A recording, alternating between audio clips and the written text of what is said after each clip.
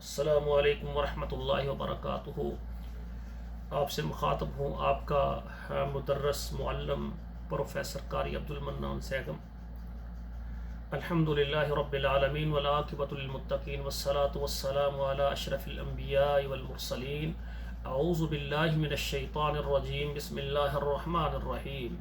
والعصر ان الانسان لفی خسر الا الذین آمنوا وعملوا الصالحات وتواصوا بالحق وتواصوا بالصبر۔ اللہ ذوالجلال فرما رہے ہیں والعصر، وقت عصر کی قسم اٹھا کر یا زمانے کی قسم اٹھا کر، ان الانسان لفی خسر، انسان جو ہے خسارے میں ہے، نقصان میں ہے، الا الذین آمنوا وعملوا الصالحات، کامیاب ترین وہ لوگ ہیں جو ایمان لاتے ہیں اور عمل صالح کرتے ہیں،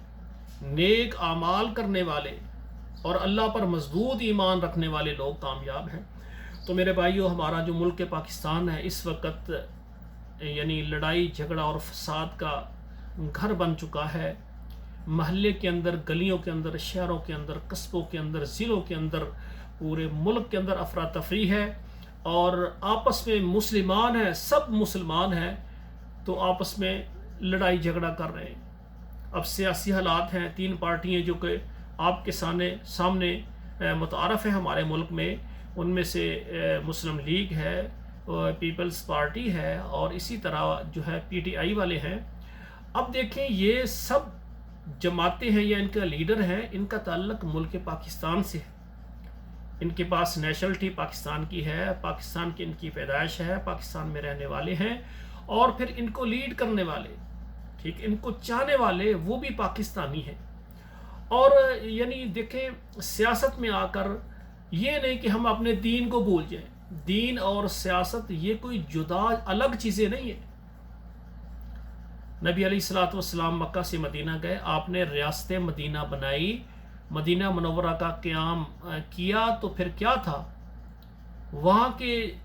سپہ سالار، رہنما، صدر، سب کچھ، سارے اختیارات محمد کریم صلی اللہ علیہ وسلم کو تھے۔ صحابہ کرام نے آپ کی خادمی اور غلامی کی ہے، ایک ہی راستہ تھا۔ تو میرے بھائیوں، سیاست اور دین یہ ہم نے کر دیا الگ جدا، کہ سیاست میں جو بے دین لوگ سب شامل ہو جائیں، اور جو دیندار ہیں وہ مساجد کی اور مدارس کی حد تک اور عبادت کی حد تک محدود ہو جائیں۔ جب سیاست کے لیے قوموں کو بیدار کیا جاتا ہے، اٹھایا جاتا ہے، ملک کے لیے، استحکام پاکستان کے لیے، دفاع پاکستان کے لیے، تو پھر کہتے ہیں کہ یہاں پر وہ قیادت کریں جو لوگ بے دین لوگ ہیں، جن کو دین کا صحیح علم نہیں ہے، اور جو دیندار ہیں وہ صرف مساجد کی حد تک ہی محدود رہے۔ یہ جمعہ پڑھائیں، نماز پڑھائیں، ہمارا بچہ پیدا ہو جائے اس کے کان میں آذان دیں، اور اگر کوئی فوت ہو جائے اس کا جنازہ پڑھائیں، اگر کسی کی شادی کرنی اس کا نکاح کریں۔ اب دیکھیں، ابتدا سے لے کر مرنے تک جو دیندار ہے، عالم دین ہے، ان کے وہی خدمت کرتے ہیں، لیکن جب سیاست آ جائے تو کہتے ہیں دینداروں کو الگ کر دیں، تو پھر بے دین سارے بازاروں میں آ جاتے ہیں۔ تو پھر بے دینی کس طرح پھیلتی ہے؟ اپنے ملک کے درخت جلائے جاتے ہیں، اپنے ملک کے دفاتر جلائے جاتے ہیں، اپنے ملک کی ہی گاڑیاں جلائی جاتی ہیں، اپنی ملک کی ہی بلڈنگیں وہ برباد اور ان کو گرایا جاتا ہے، اپنے ملک کی سڑکوں کو تباہ کیا جاتا ہے۔ یہ کیسی سیاست ہے؟ یہ بالکل ایسی سیاست ہمارے ملک میں نہیں ہونی چاہیے۔ اسلامی جمہوری نظام کو پانے کے لیے اور جو خرافات ہیں ان کو ختم کرنے کے لیے جو بھی لیڈر آتا ہے تو اس کو چاہیے کہ وہ یہ حکم جاری کرے،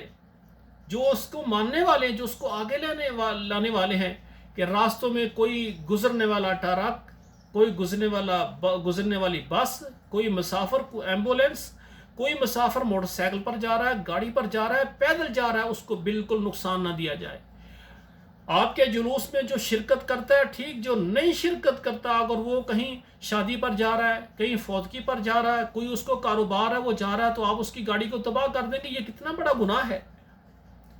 اور اپنے ہی ملک کی انتظامیہ، پولیس ہے، ان پر یعنی اس طرح سے یعنی ان کی گاڑیاں تباہ کر دینی ہے، پولیس اسٹیشن تباہ کر دینے، یہ ہمارے یعنی بلڈنگیں برباد کر دینی، یہ طریقہ کار اسلامی جمہوری نہیں ہے۔ ہمارا دین بالکل اجازت نہیں دیتا کہ ہم ایسا طریقہ اختیار کریں۔ ہوتا یہ ہے کہ جو پارٹی سامنے آتی ہے، ہمارے ملک کی قیادت کرتی ہے، وزیر اعظم بنتی ہے، اگر وہ اچھے کام کرے، سب سے پہلے وہ ہمارے دین کے ساتھ مخلص ہو، لا الہ الا اللہ محمد رسول اللہ نظریہ پاکستان کے ساتھ مخلص ہو،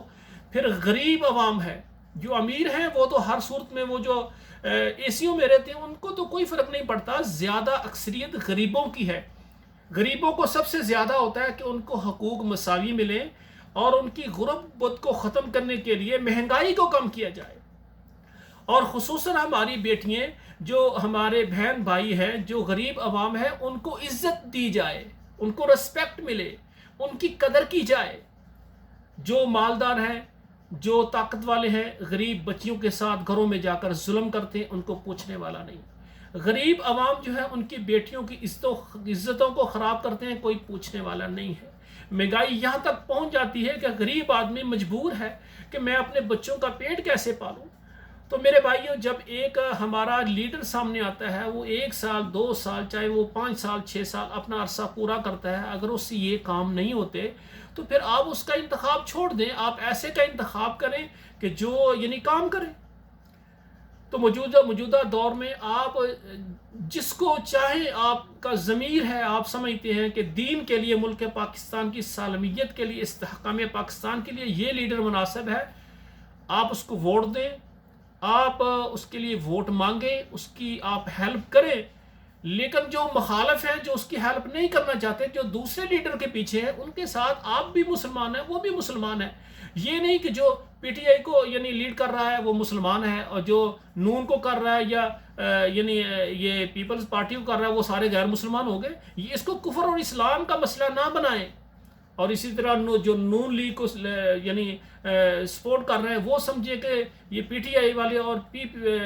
پاکستان پیپلز پارٹی والے یہ غیر مسلم ہے۔ ایسا نہیں، یہ تینوں پارٹیوں کے لیڈر، رہنما اور ان کے ساتھ چلنے والے، یہ سب مسلمان ہیں۔ انتخاب ہم نے اس کا کرنا ہے جو ہمارے دین کے لیے،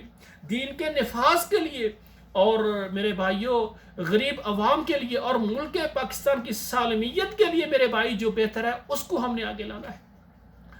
اور میرے بھائیوں، آپ نے پیپلز پارٹی کا دور بھی دیکھا، مسلم لیگ کا دور بھی دیکھا، اور پی ٹی آئی کا دور بھی دیکھا، اور میں آپ سے کہوں گا کہ میرے بھائیوں یہ تینوں ادوار آپ نے دیکھ لی ہیں، کسی نے بے حیائی پر کنٹرول نہیں کیا۔ کسی نے ایسا حکم جاری کیا ہو کہ ملک سے جتنی دکانیں گانوں کی ہیں، اور جتنے تھیٹر ہیں، جتنے سینمے ہیں، اور جتنی ایسے لاہو لغو کے اڈے ہیں، شراب پینے کے اڈے ہیں، شراب کے لائسنس ہیں، شراب کی خرید و فروخت ہے، سود کا لین دین ہے، اور ملک میں جو دکانیں ہیں ان پر جو 2 نمبر چیزیں جن میں ملاوٹ ہو رہی ہے، کم تولا جا رہا ہے، اور اسی طرح ایسے جو جرم ہو رہے ہیں، ان کو ختم کرنے کے لیے کسی نے احکامات جاری نہیں کیے۔ اب اگر ایسے ہم کہیں کہ یہ کام ہے، ان پر جی بہت بڑا پیسہ چاہیے، ہمارا ملک وہ جناب یہاں سے پیسہ لوٹ کر دوسرے ملک میں لے گئے، پیسہ یہاں نہیں ہے، لیکن آپ کی زبان ہے، آپ کے پاس اختیارات ہیں، آپ بے حیائی اور برائی کو تو ختم کر سکتے ہیں نا میرے بھائیوں۔ لیکن کسی نے بے حیائی کو ختم نہیں کیا، بلکہ بے حیائی کو کیا کیا ہے، فروغ دیا ہے۔ اب دیکھیں کہ جو بھی جلوس ہوتے ہیں ان میں مرد بھی ہوتے ہیں، ان میں خواتین کو بھی نکالا جاتا ہے، حالانکہ خواتین اگر گھروں میں ہیں، اگر مرد ہے جب ووٹ دیں گے تو مرد ووٹ دے گا، اس کی فیملی گھر والے، وہ اپنا مرد جو ہے سربراہ اپنے گھر والوں کو جس کو کہے گا اس کی سپورٹ کریں گی۔ اب پورے گھر کی طرف سے اگر ایک بندہ حاضر ہو گیا تو گھر کی نمائندگی ہو گئی ہے۔ لازمی نہیں ہم اپنی بیٹیوں اور بہنوں کو برہنہ کر کے بغیر پردے کے وہ نمایاں کریں، تو پھر ہی یہ سیاست چلے گی۔ تو میرے بھائیوں، جو بیٹیاں بہنیں آتی ہیں پھر وہ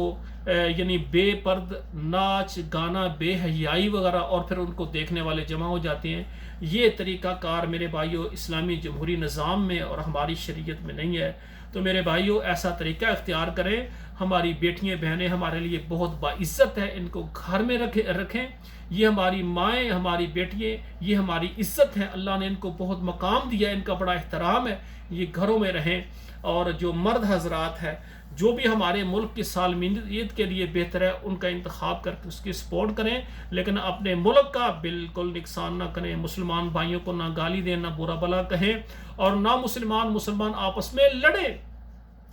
تو یہ کچھ نصیحتیں تھیں میرے بھائیوں، میں نے آپ سے کی ہیں۔ اگر آپ کو پسند آئے تو یہ میرا پروگرام یہ لوگوں میں آپ شیئر کریں، تاکہ ہم تعلیم سیکھیں، ہم علم سیکھیں، اپنی تربیت کریں، مسلمان کا دشمن نہ بنے، ایک دوسرے کا محافظ بنے، ایک دوسرے کی عزت کریں۔ والسلام علیکم ورحمۃ اللہ وبرکاتہ۔